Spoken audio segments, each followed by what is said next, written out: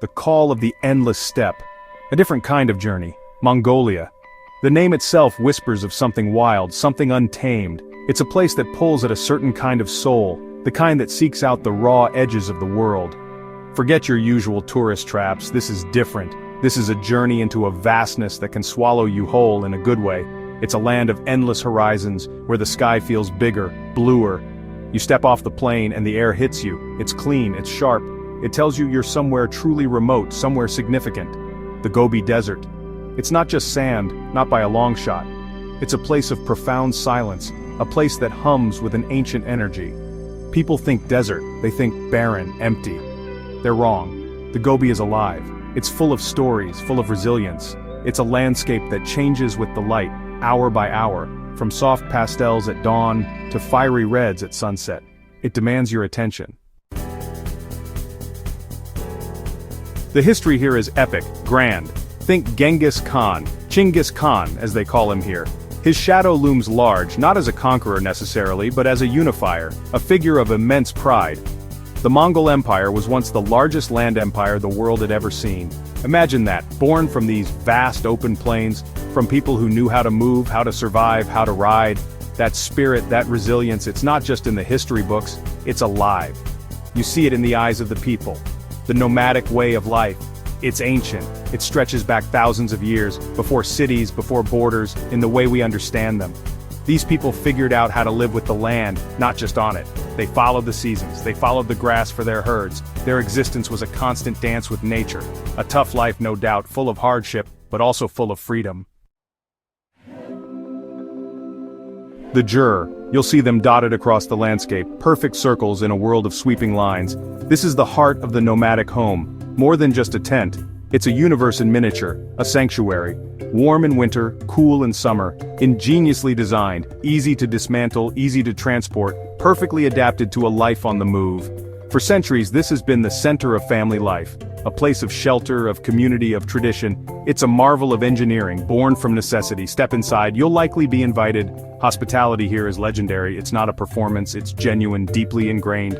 You'll be offered sute sai, milk tea, salty, buttery, the taste of the steppe, maybe some arul dried curd. It's an honor to be welcomed into their home. Remember that, show respect, be open. The interior is simple, yet full of meaning. The door always faces south, the man's side to the west, the woman's to the east, the hearth in the center, the most sacred part. Life revolves around the Yurt. Children are born here. Out here, animals are not just property, they are life. They are partners. The Mongolian nomad's existence is inextricably linked to their herds. Horses, camels, goats, sheep, sometimes yaks. Each animal plays a vital role, providing food, milk, transport, materials for clothing and shelter. Without their animals, the nomadic way of life simply wouldn't exist. It's a relationship built on mutual dependence, on respect, on a deep understanding that goes back generations. It's a tough, demanding life for both human and beast. The horse, it's iconic, central to Mongolian identity. Children learn to ride almost before they can walk. They are incredible horsemen, fearless, skilled. The horse gave them mobility. It gave them power. It allowed them to traverse these vast distances, to hunt, to herd, to build an empire. Even today the horse is revered, a symbol of freedom, of spirit. Seeing a rider galloping across the steppe, man and horse moving as one. Section 5, Gobi's Palette, where the earth breathes. The Gobi Desert. Forget your preconceived notions. This isn't just endless, monotonous sand. Far from it. The Gobi is a place of incredible diversity. A vast canvas painted by nature with a bold and subtle hand. You'll find towering sand dunes, yes, the kind that sing in the wind, but also rugged mountains. Vast gravel plains that stretch to the horizon. Hidden valleys with surprising pockets of green. It's a landscape of contrasts, of stark beauty, of immense scale that makes you feel very small. The colors, they are breathtaking. Ochre, rust, gold, brown, changing with the light. The shadows lengthen and the mountains glow. Sunrise paints the dunes in soft pinks and purples. Sunset sets the sky on fire. Even the rocks have their own hues, streaked with minerals, telling a geological story that spans millennia. You find yourself just staring, trying to take it all in. The silence here is profound. Not an empty silence, but a silence full of presence, full of the earth's quiet breathing. It's a tough environment, no doubt about it. Section 6. Secrets in the Sand, Gobi's hidden wonders. The Gobi doesn't give up its secrets easily. You have to seek them out, or sometimes stumble upon them.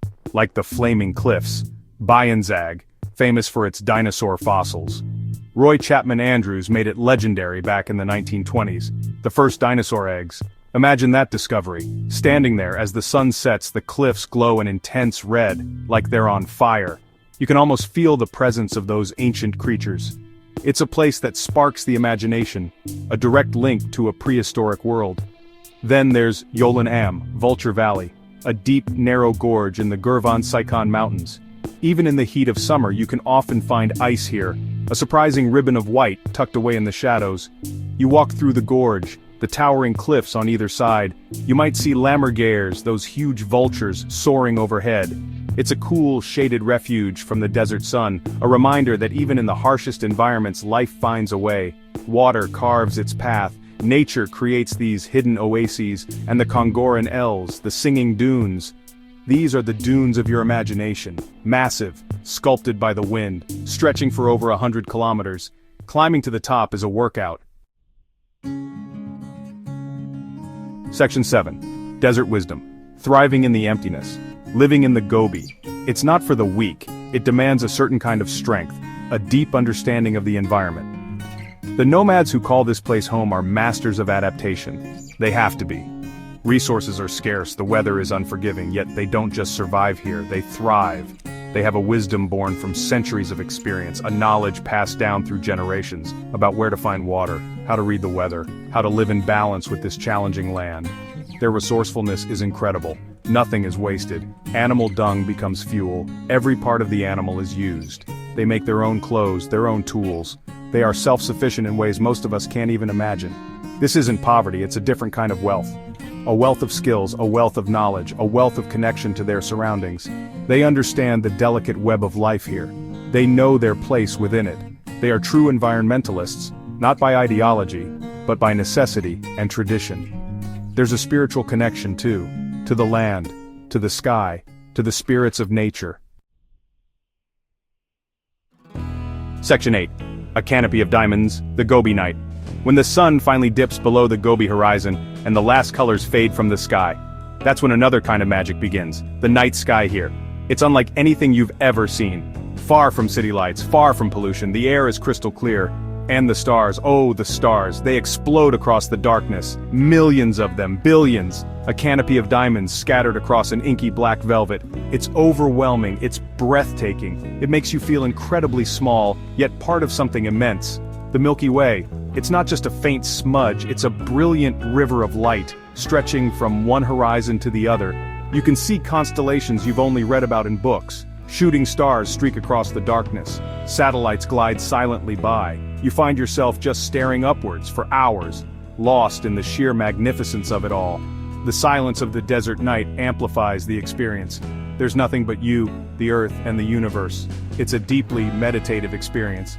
There's a sense of peace that settles over you, a profound tranquility. Section 9. The Market Leaves. Mongolia's unforgettable spirit.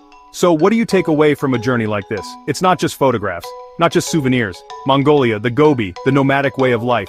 They leave an intangible mark on your soul. It's a feeling, a shift in perspective. You arrive with certain expectations. You leave with a deeper understanding of resilience, of simplicity, of the profound connection between humans and the earth. It's a place that challenges you. And in doing so, it changes you, for the better. You'll remember the vastness, the endless horizons that seem to stretch into infinity. The silence, so deep it's almost a sound itself. The raw, untamed beauty of the landscapes, but more than that, you'll remember the people, their warmth, their hospitality, their quiet dignity, their incredible ability to thrive in an environment that would break most of us. They teach you about what truly matters, about community, about resourcefulness, about living a life with purpose, connected to something larger than yourself. This isn't just a destination to tick off a list, it's an experience that gets under your skin.